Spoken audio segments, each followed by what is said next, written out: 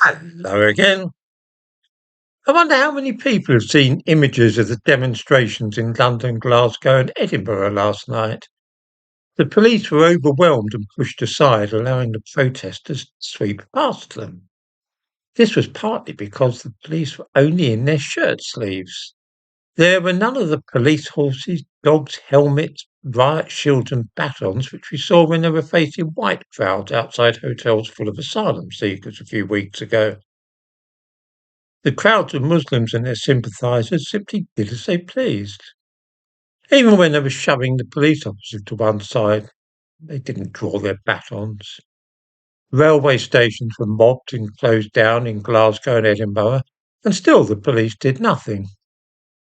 This was the second night of rioting and disorder in London, and yet the mainstream media are strangely shy of talking about it in detail.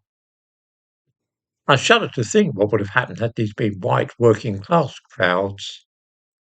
It's clear that the police have been told to go very easy on Muslim protesters, while at the same time to get called up in riot gear for anything which involves white people complaining about immigration. In the description to this video, I give a link to a clip of film taken in London last night. Watch it and then compare the way that the police are dressed with how they appeared when tackling what they perceived as right-wing protesters a while ago. It might, by the by, have been purely coincidental that these violent actions, which, as I say, closed down major railway stations, took place on the very same day as the terrorist attack in Manchester. Or, on the other hand, they might have been coordinated, different facets of the same thing.